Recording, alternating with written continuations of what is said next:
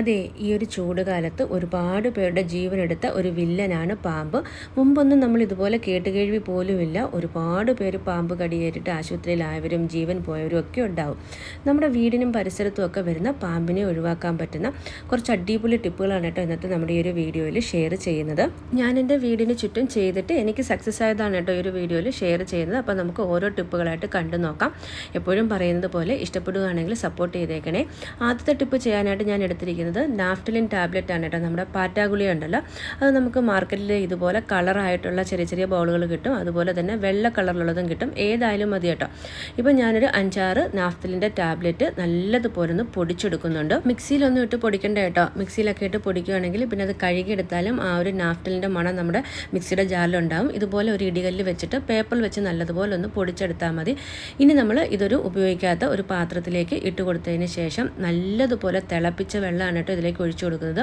ഞാനിപ്പോൾ എടുത്തൊരു 4-5 ടാബ്ലറ്റിന് 1 ഗ്ലാസോളം വെള്ളമാണ് ഇതിലേക്ക് ഒഴിച്ചു കൊടുക്കുന്നത്.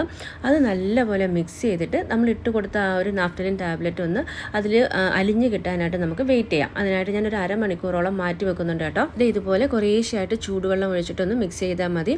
നാഫ്തലിൻ ടാബ്ലറ്റ് ആയതുകൊണ്ട് തന്നെ വെള്ളത്തിൽ നല്ലതുപോലെ ഒന്നും മിക്സ് ചെയ്ത് കിട്ടത്തില്ല. എന്നാലും നമ്മൾ അരമണിക്കൂറോളം മാറ്റി വെക്കുമ്പോൾ ആ ഒരു വെള്ളത്തിൽ നാഫ്തലിൻ്റെ നല്ല മണം ഉണ്ടാകും. ഈ ഒരു വെള്ളമാണ് നമ്മൾ പാമ്പ് വരുന്ന ഭാഗത്തൊക്കെ ഒന്ന് തളിച്ചു കൊടുക്കുന്നത്. വേനൽ മഴയൊക്കെ ഉള്ളൊരു സമയമാണെന്നുണ്ടെങ്കിൽ ഇന്ന് തളിച്ചിട്ട് നാളെയും നമ്മൾ ചെയ്ത് കൊടുക്കണം കേട്ടോ.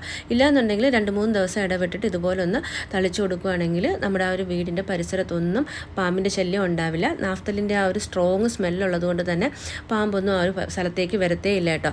മാത്രമല്ല എപ്പോഴും നമ്മുടെ വീടിൻ്റെ പരിസരം ഇതുപോലെ വൃത്തിയാക്കി ക്ലീൻ ചെയ്തിടാനും മറക്കരുത്. ഈ ഒരു മതിലിനോട് ചേർന്ന് 1-2 പ്രാവശ്യം ഞാൻ പാമ്പിനെ കണ്ടതാണ് കേട്ടോ. അതിനുശേഷം നല്ലതുപോലെ വൃത്തിയാക്കി നാഫ്തലിൻ്റെ വെള്ളം ഒഴിച്ചിട്ട് പിന്നെ പാമ്പിൻ്റെ ശല്യം ഉണ്ടായിട്ടേ ഇല്ല. ഇനി നമുക്ക് രണ്ടാമത്തെ ടിപ്പ് ചെയ്ത് നോക്കാം. പണ്ട് കാലം മുതലേ നമ്മുടെ മുത്തശ്ശിമാരൊക്കെ പാമ്പ് വീട്ടിലൊക്കെ വരുന്ന സമയത്ത് ഒഴിവാക്കാനായിട്ട് ചെയ്യുന്നൊരു സൂത്രമാണ്. നിങ്ങൾ പലരും ചെയ്തിട്ടുണ്ടാവും. അതിനായിട്ട് നമുക്ക് വേണ്ടത് വെളുത്തുള്ളിയാണ് കേട്ടോ. നല്ലപോലെ ഒരു കൈപ്പിടി അളവിന് വെളുത്തുള്ളി തോലോട് കൂടി തന്നെയാണ് കേട്ടോ എടുത്തിരിക്കുന്നത്. ഇനി നമുക്കിത് ഇടികല്ലിലേക്ക് ഇട്ട് കൊടുത്തിട്ട് നല്ലതുപോലെ ഒന്ന് ചതച്ചെടുക്കണം. കറിക്ക് വെളുത്തുള്ളി എടുക്കുന്ന സമയത്ത് അതിൻ്റെ തോല് വെറുതെ കളയാതെ നമ്മുടെ ചെടിച്ചട്ടിയുടെയൊക്കെ അരികിലൊക്കെ ഇട്ട് കൊടുക്കുകയാണെങ്കിലും പാമ്പിൻ്റെ ശല്യം ഒഴിവായി കിട്ടും. ഇപ്പം നമ്മൾ ഒരു കൈപ്പിടി അളവിന് വെളുത്തുള്ളി തന്നെ തോലോട് കൂടിയാണ് കേട്ടോ എടുത്തിരിക്കുന്നത്. ഇതിനെ നല്ലപോലെ ഒന്ന് കുത്തി ചതച്ചെടുക്കുന്നുണ്ട്. ചതച്ചെടുത്ത വെളുത്തുള്ളി പാമ്പ് വരാൻ സാധ്യതയുള്ള സ്ഥലങ്ങളിൽ അല്ലെങ്കിൽ നമ്മുടെ ജനലിൻ്റെയൊക്കെ അരികിൽ ഒന്ന് വിതറി കൊടുക്കുകയാണെങ്കിൽ പാമ്പിൻ്റെ ശല്യം ഒഴിവായി കിട്ടും കേട്ടോ. ഈ വെളുത്തുള്ളിയുടെ സ്മെല്ല് കാരണം ഒട്ടും തന്നെ പാമ്പ് ആ ഒരു സ്ഥലത്തേക്ക് വരികയില്ല. കുറേ കാലത്തേക്ക് പാമ്പിൻ്റെ ശല്യം ഒഴിവാക്കാൻ ഏറ്റവും അടിപൊളിയായിട്ടുള്ളൊരു ടിപ്പാണ് കേട്ടോ. ഞാൻ ഇതുപോലെ വെളുത്തുള്ളി ചതച്ചെടുത്തിട്ട് നമ്മുടെ ജനാലയുടെയൊക്കെ സൈഡിൽ വിതറി കൊടുക്കാറുണ്ട്. മിക്കപ്പോഴും പാമ്പ് വീടിനുള്ളിലേക്ക് കിടക്കുന്നത് ജനാല വഴിയായിരിക്കും.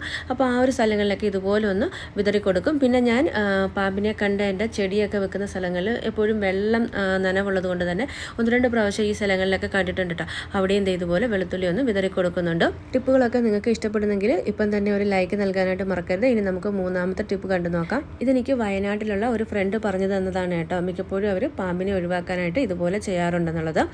നമ്മുടെ വീട്ടിൽ പഴയ കോട്ടൻ്റെയൊക്കെ തുണികളുണ്ടാവുമല്ലോ. നമ്മൾ പാമ്പിൻ്റെ ശല്യം ഉള്ള സ്ഥലങ്ങളിൽ ഈ ഒരു തുണിയിട്ട് കത്തിക്കുകയാണെന്നുണ്ടെങ്കിൽ അതിൻ്റെ സ്മെല്ല് കാരണം പാമ്പ് നമ്മുടെ വീടിൻ്റെ പരിസരത്തേക്ക് വരില്ല എന്നുള്ളത്. അതല്ലാന്നുണ്ടെങ്കിൽ ഇതുപോലെ നമ്മൾ കുറച്ച് തുണി കത്തിച്ചതിന് ശേഷം അതിൻ്റെ ചാരം ഉണ്ടല്ലോ, ആ ഒരു ചാരം നമ്മുടെ പാമ്പിൻ്റെ ശല്യമുള്ള സ്ഥലത്ത് അല്ലെങ്കിൽ നമ്മുടെ ചെടിയൊക്കെ വെക്കുന്ന ആ ഒരു നനവൊക്കെയുള്ള സ്ഥലത്തായിരിക്കും മിക്കപ്പോഴും പാമ്പിനെ കാണുന്നത്. അപ്പോൾ ആ ഒരു ഭാഗത്തൊക്കെ ഒന്ന് വിതറി കൊടുക്കുകയാണെങ്കിലും പാമ്പിൻ്റെ ശല്യം ഉണ്ടാവില്ല എന്നാണ് പറഞ്ഞത്. നമ്മുടെ വീടിനടുത്തൊക്കെ മതിലിനോട് ചേർന്ന് പാമ്പിൻ്റെയൊക്കെ പൊന ഉണ്ടെങ്കിൽ ഇതുപോലെ കുറച്ച് കോട്ടനോ അല്ലെങ്കിൽ നമ്മൾ ഉപയോഗിക്കാത്ത തുണി കൊണ്ടുപോയി കത്തിക്കുകയോ അല്ലെങ്കിൽ കത്തിച്ച ആ ഒരു തുണിയുടെ ഒരു ചാരം കൊണ്ടുപോയി വിതറുകയൊക്കെ ചെയ്യുവാണെങ്കിൽ പാമ്പിൻ്റെ ശല്യം പെട്ടെന്ന് മാറിക്കിട്ടും. ഇപ്പം ഞാൻ കത്തിച്ചെടുത്ത ഈ ഒരു തുണിയുടെ ആ ചാരമൊക്കെ നമ്മുടെ വീടിൻ്റെ സൈഡിലൊക്കെ ഒന്ന് വിതറി കൊടുക്കുന്നുണ്ട് കേട്ടോ. തുണി കത്തിച്ചിട്ടുള്ള ചാരം നല്ലതുപോലെ ആറിയതിന് ശേഷം മാത്രമേ എടുക്കാവൂ കേട്ടോ. അല്ലെങ്കിൽ കൈയൊക്കെ പൊള്ളാനുള്ള ചാൻസ് ഉണ്ട്. അതിനുശേഷം ഇതുപോലെ മതിലിനോട് ചേർന്ന് അല്ലെങ്കിൽ നമ്മുടെ വീടിനോട് ചേർന്നൊക്കെ നമുക്ക് ഇങ്ങനെയൊന്ന് വിതറി കൊടുക്കാവുന്നതാണ്. അടുത്ത ടിപ്പ് മിക്കപ്പോഴും നമ്മൾ വീട്ടിൽ ചെയ്യുന്നതാണ്. പാമ്പിനെ ഒഴിവാക്കാൻ മാത്രമല്ല നമ്മുടെ വീടും പരിസരമൊക്കെ നല്ല വൃത്തിയായിട്ട് സൂക്ഷിക്കാനായിട്ട് ഇതുപോലെ കുറച്ച് ബ്ലീച്ചിങ് പൗഡർ നമ്മൾ ചെടിയൊക്കെ വെക്കുന്ന ഭാഗത്ത് അല്ലെങ്കിൽ നമ്മുടെ ഗാർഡൻ ഏരിയയിലൊക്കെ ഇങ്ങനെ ഒന്ന് വിതറി കൊടുക്കുകയാണെങ്കിലും ആ ബ്ലീച്ചിങ് പൗഡറിൻ്റെ സ്മെല്ല് കാരണം നമ്മുടെ വീടിൻ്റെ പരിസരത്തേക്ക് പാമ്പ് വരത്തില്ല.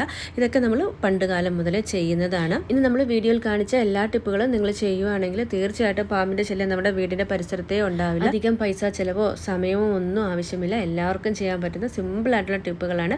അപ്പോൾ ഇന്നത്തെ നമ്മുടെ ഈ ഒരു വീഡിയോയിൽ കാണിച്ച ടിപ്പുകളെല്ലാം നിങ്ങൾക്ക് ഇഷ്ടപ്പെട്ടെങ്കിൽ എപ്പോഴും പറയുന്ന പോലെ ഒന്ന് സപ്പോർട്ട് ചെയ്യാനായിട്ട് മറക്കരുതേ.